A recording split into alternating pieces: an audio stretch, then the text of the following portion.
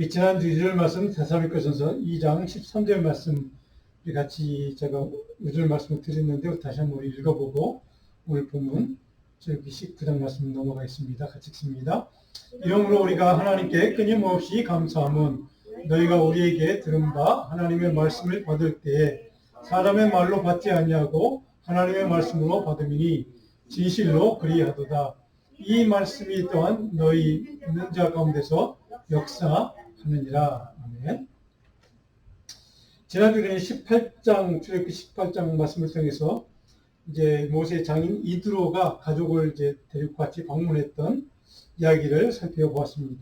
물론 이드로가 이제 방문해서 물론 모세를 격려도 하고 위로도 해줬지만 특별히 이드로에게 우리가 배웠던 영적인 리더가 하나님의 사명을 감당하는 주님의 일꾼들이 갖춰야 될 지혜, 영적인 자격, 기준, 특별히 18장 21절에 보면 세 가지를 이드로가 말씀하고 있는 것을 살펴보았습니다. 첫 번째로 하나님을 두려워 경외하는 사람이 이제 되어야 한다는 것. 두 번째로는 진실한 사람이 되어야 한다는 것. 세 번째로는 불의한 일을 보면 타협하지 않는 사람. 이런 사람들이 하나님의 사명을 감당하는 하나님의 일에, 주님의 일에 복음 전하는 일에 참여하는 하나님의 일꾼들의 자격 요건이라고 이드로가 세 가지로 우리에게 제시를 했던 것을 살펴봤습니다. 자, 오늘은 19장과 20장을 우리가 볼 텐데 20장은 여러분 잘 아시는 십계명 말씀이고요. 19장에서는 이스라엘 백성들이 이제 다른 곳으로 옮겨 시내산에서 이제 정착을 하는, 거기서 한 정확하지 않지만 한 11개월 정도를 거기서 머물렀다고 합니다. 시내산에서 하나님의 말씀을 받는 모세산이라고도 불려지는 하나님의 말씀을 받는 이제 그런 산이었죠. 그래서 거기에서 일어난 사건들을 쭉 기록하고 있는 것을 우리가 이제 몇 장을 거쳐 살펴볼 것입니다. 자, 19장에 보면 이제 1절에 보시면 우리가 이제 어디에 이르렀나 하는 것을 볼 수 있는데 우리 출애굽기 19장 좀 말씀을 좀 다 펴드리겠습니다. 19장 1절로 6절까지 말씀을 먼저 읽고 말씀을 자세하게 살펴보려고 합니다. 출애굽기 19장 1절로 6절 말씀 길지 않으니까 함께 한 목소리 같이 또박또박 봉독하겠습니다.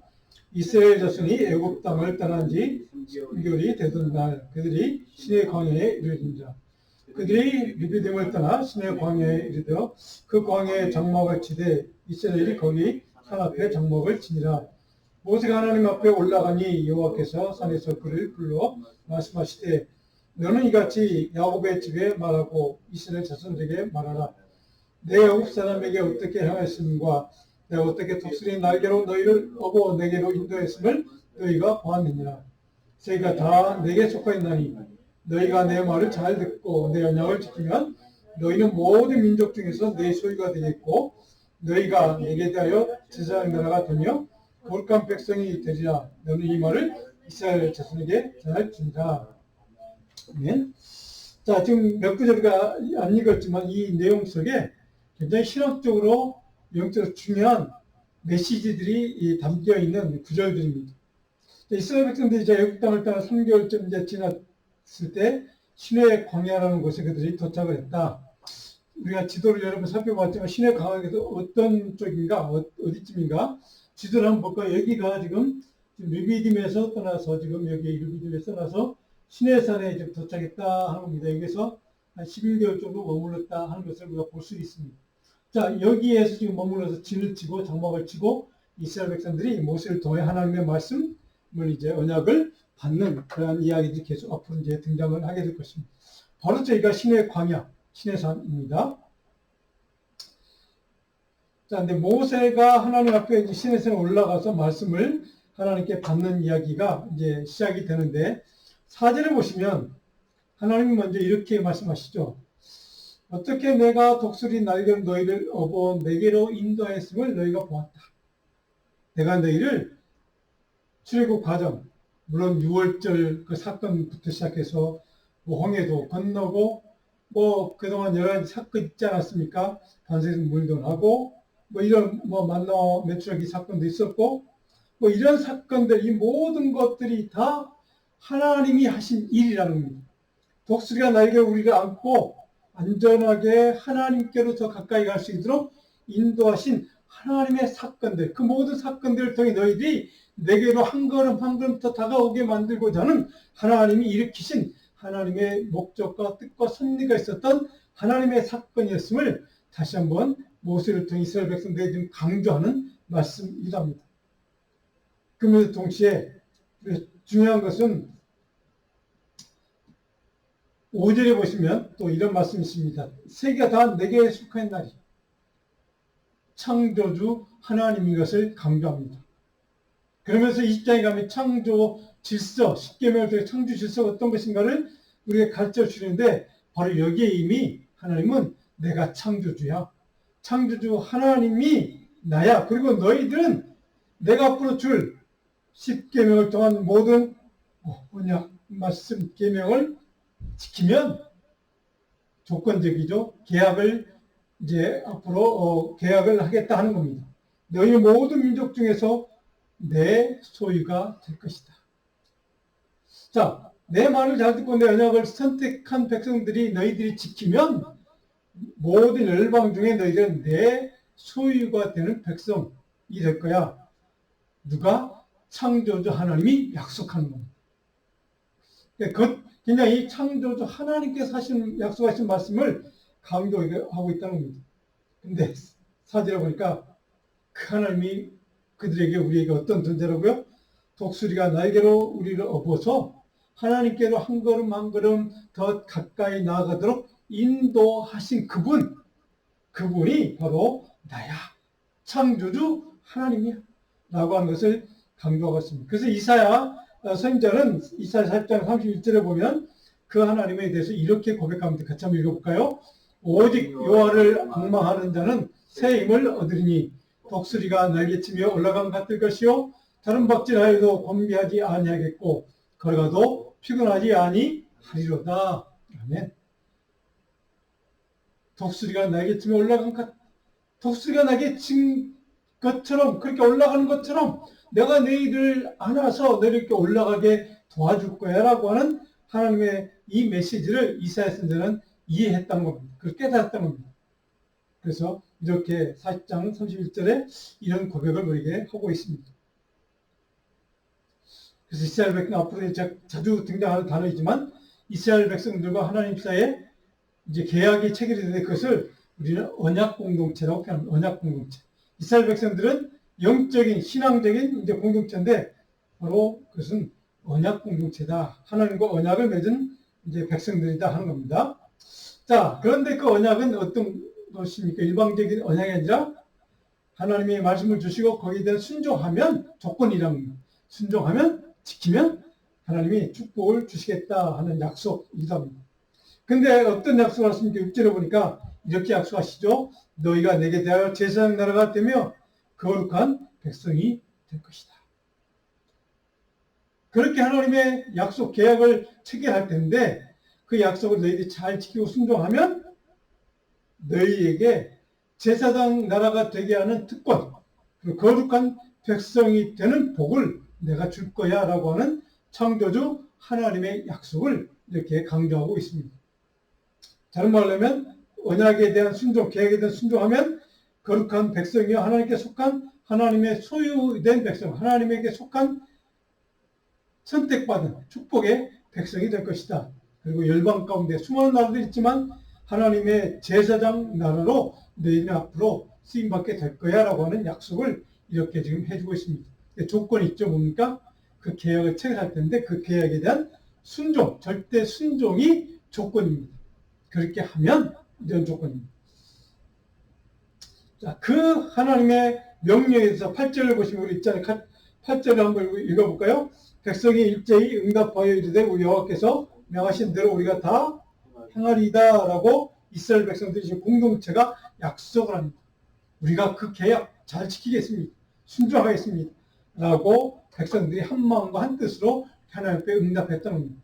자, 그 대답을 들으신 하나님이 드디어 이스라엘 백성들 앞에 임재하셔서 강림하셔서 나타나셔서 그들을 대면하시기로 만나주시기로 결정을 하십니다.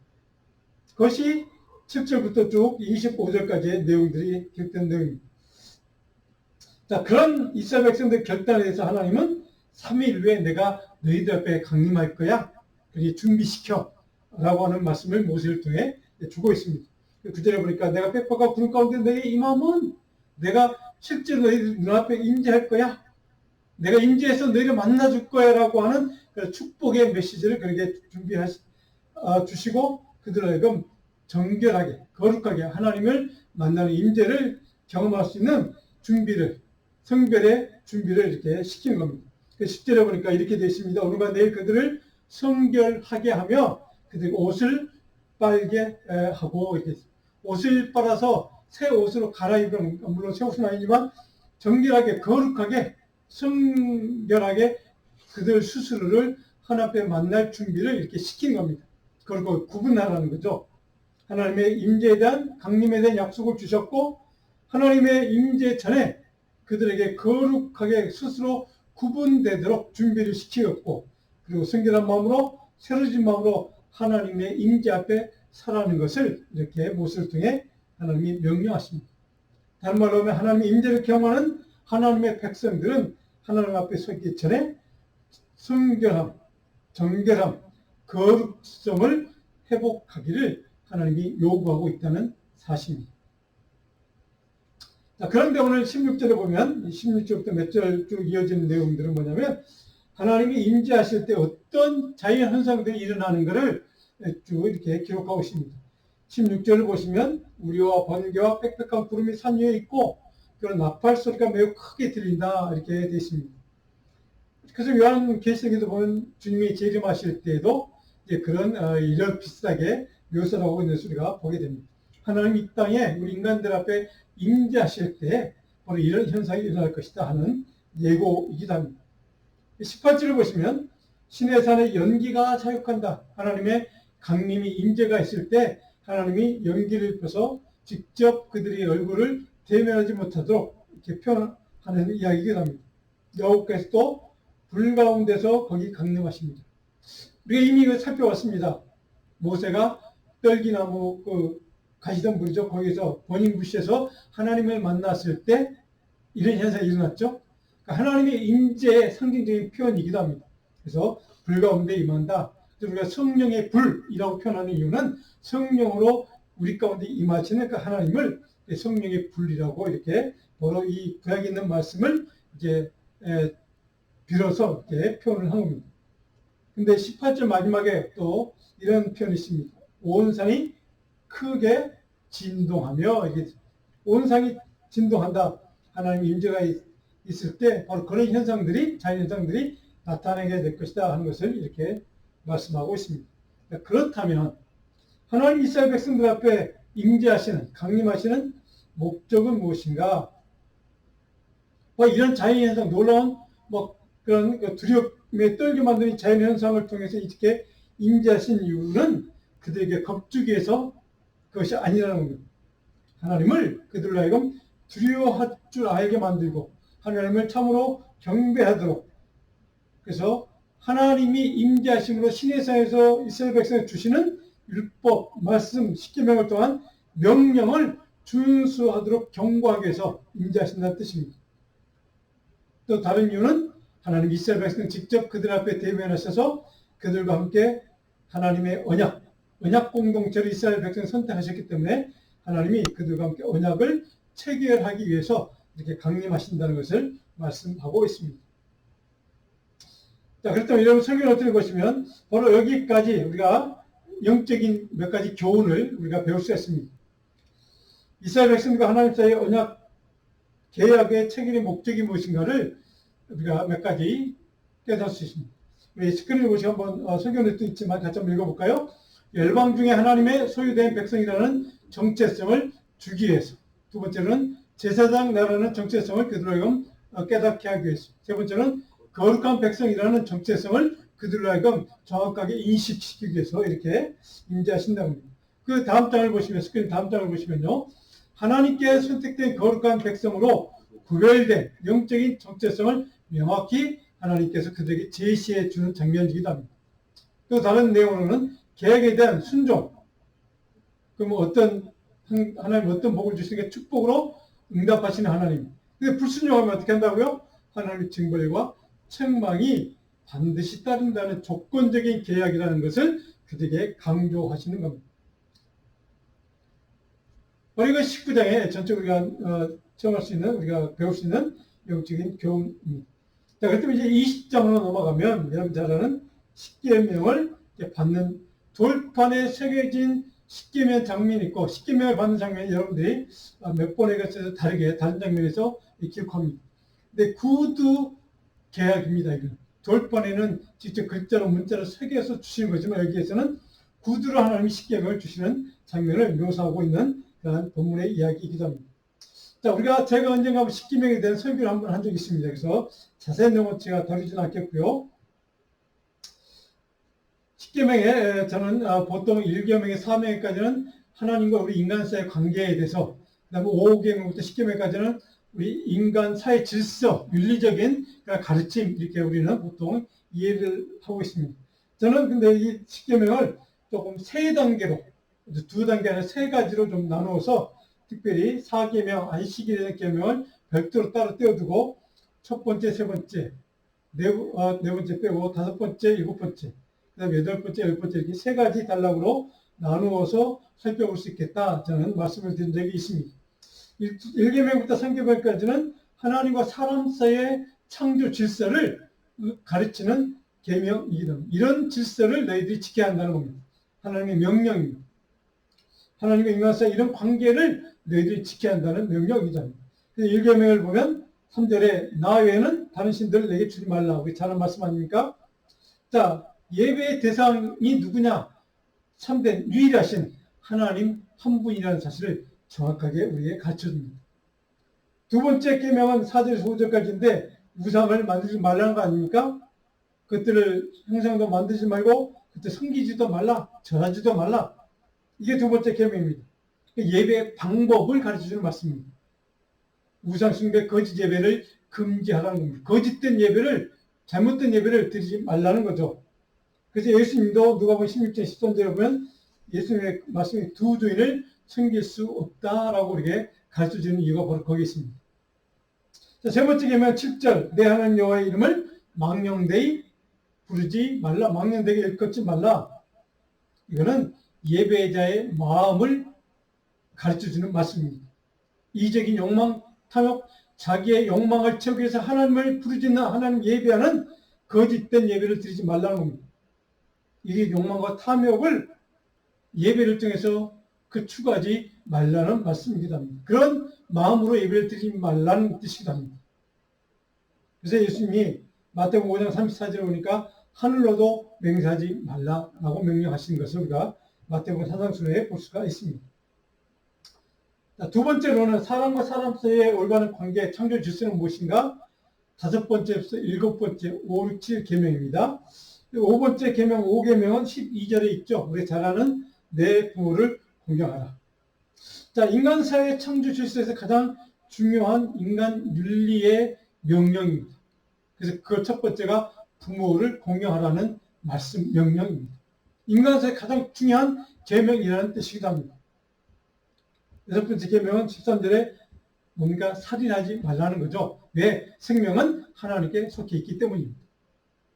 하나님이 창조신 인간의 생명의 존엄성을 강조하는 말씀일 뿐더러 더 나아가 하나님의 형상을 담은 인간 존재에 그렇게 중요한 존재라는 뜻이기도 합니다. 이건 한 인간의 인격체를 미워하는 것, 또 어떤 다른 사람한테 분내는 것 등도 포함해서 그렇게 하지 말라는 명령이기도 합니다. 그래서 마태복음 5장 22절에 보면 산상순 가운데 예수님이 형제에게 노하는 자마다 심판을 받는다라고 더 이 말씀 더 강한 말씀을 명령하는 것을 우리가 보게 됩니다. 친구를 욕하는 자는 공에 사로잡혀 갈 것이다 라고 예수님도 그렇게 더 강하게 우리에게 강조하고 있는 것을 보게 됩니다. 일곱 번째 계명은 뭡니까? 14절에 간음하지 말라. 자, 그 다음에 8번째, 9번째, 10번째 계명은 어떤 창조 질서인가? 우리 인간과 자연, 물질 세계의 올바른 관계는 뭐냐? 하나님이 만드신 창조 질서는 뭐냐?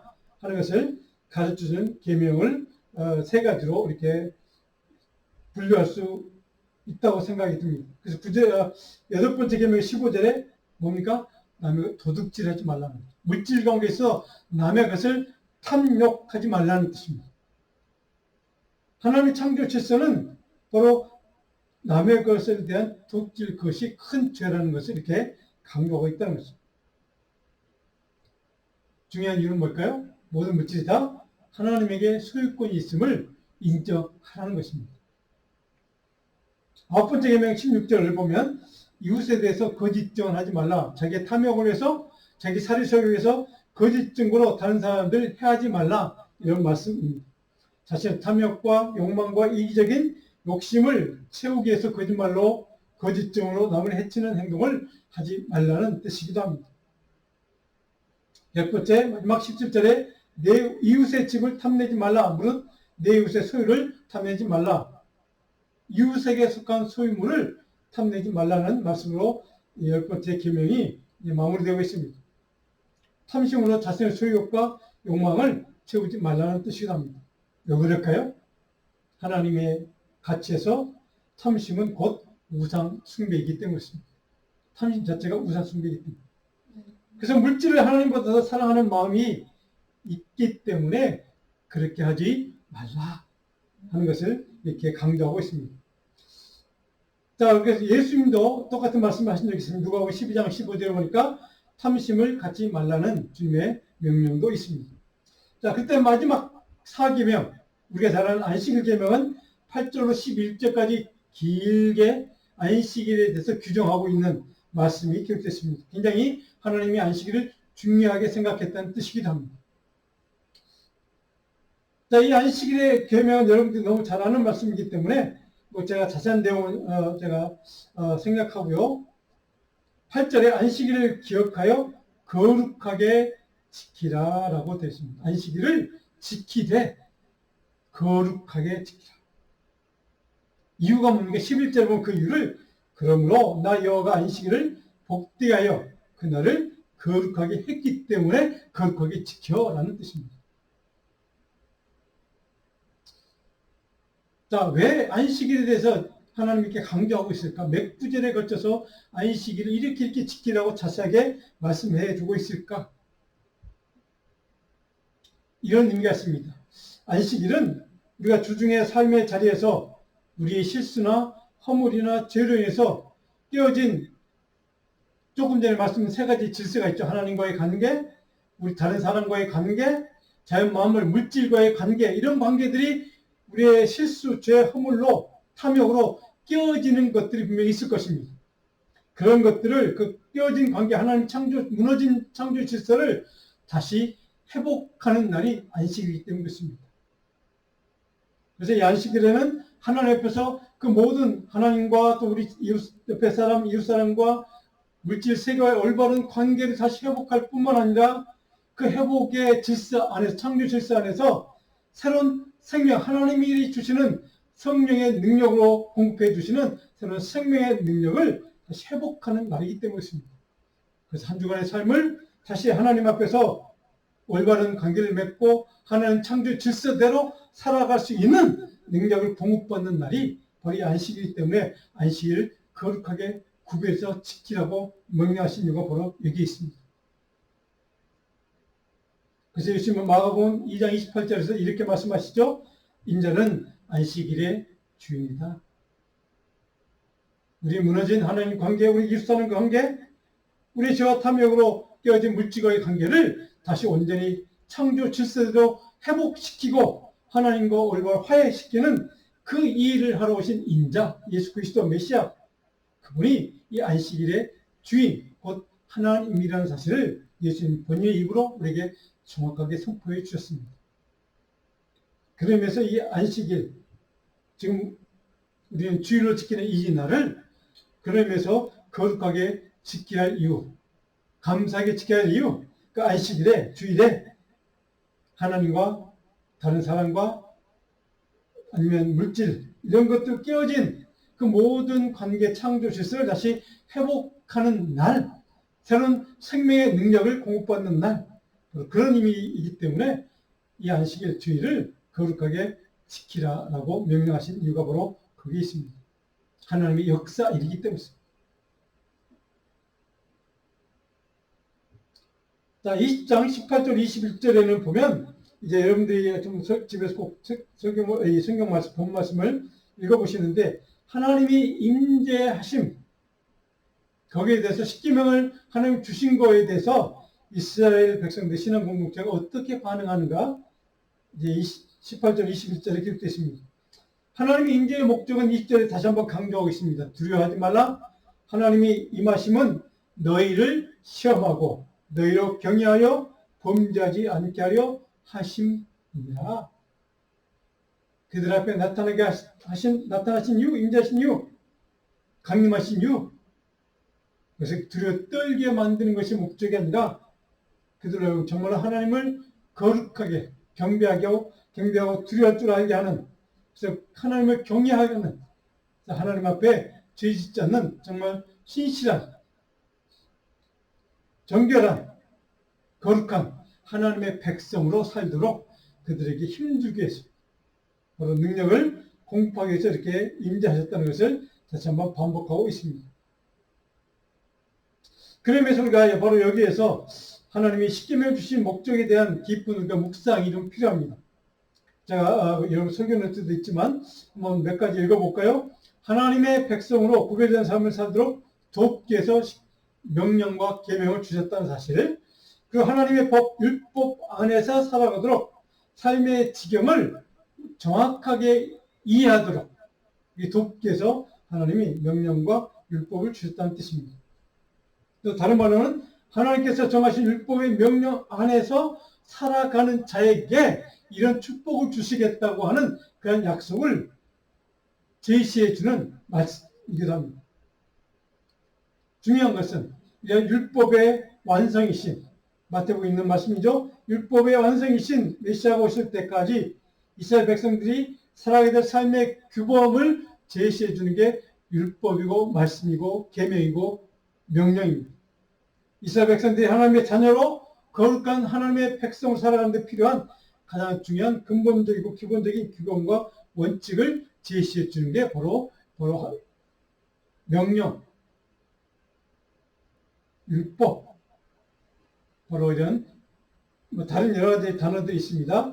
그것을 우리가 좀 이해하고 있으면 좋을 것 같습니다. 마지막 20장 마지막 단락 22절로 26절을 보면 제단을 쌓으라는 명령을 하십니다. 하나님이 제단을 쌓을 때 어떻게 쌓아야 할 것인가 하는 것을 말씀하는데, 흙으로 잔을 쌓아라, 돌로 만일 잔을 쌓듯 돌을 정으로 손대지 말고 그냥 있는 그대로 모습으로 잔을 만들어라, 이렇게 명령하신 이유 쭉 한번 여러분 읽어보시면 그런 내용으로 채워져 있습니다. 도대체 왜 이런 명령을 하실까? 한마디로 참된 예배의 본질을 오염시키지 말라는 겁니다. 있는 그대로의 모습. 참된 예배자 마음과 경건성을 잃지 말고 예형적인, 형식적인, 인적인 예배를 포기하고 정말 겉모습만 아름답게 치장하는 그런 거짓된 가식적인 예배를 포기하고 하나님 앞에 경건한 마음, 신실한 마음, 있는 그들의 모습을 들고 하나님 앞에 영으로 하나님을 예배하고 경배하고 두려워하는 그 참된 제사, 참된 예배가 있는 그곳이면 나는 만족합니다. 그곳에 하나님이 영으로 임재할 것이라는 약속을 주시기 위함이기도 합니다. 그래서 우리가 이런 말씀이 그런 뜻으로 주어졌구나 라고 하는 것을 우리가 이해하시면 좋을 것 같습니다.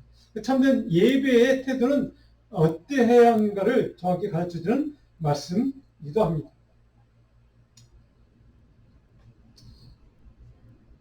자, 이 오늘 19장과 20장 전체를 이제 정리하면서 영적인 교훈 몇 가지를 같이 여러분 설교 노트도 있습니다. 우리 스크린을 보시고 몇 가지 한번 같이 읽어볼까요?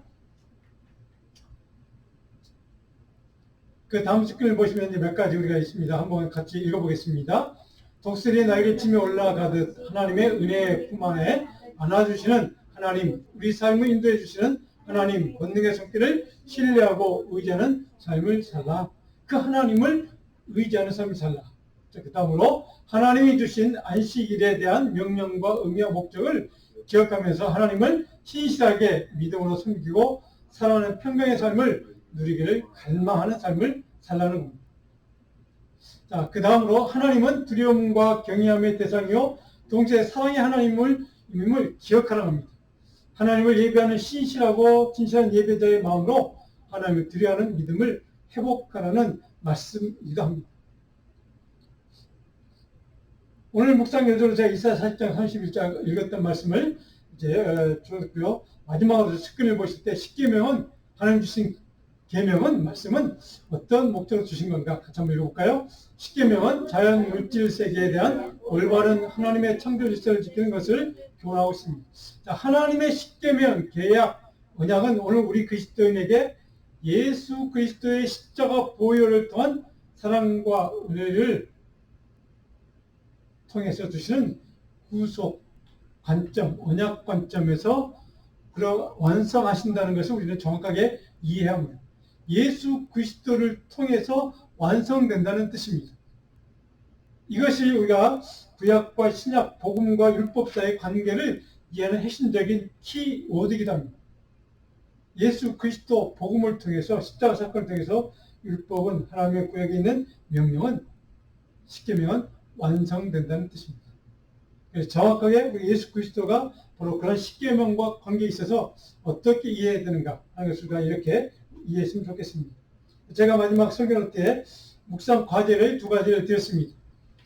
꼭 묵상해 보시고 읽어보시고 또 깊이 생각해 보시고 여러분들이 또 한 주간 동안 오늘 같이 나왔던 십계명과 그 19장의 말씀을 통해 다시 한번 읽어보시고 이런 묵상 주제로 깊이 하나님의 말씀을 생각해 보았으면 좋겠습니다.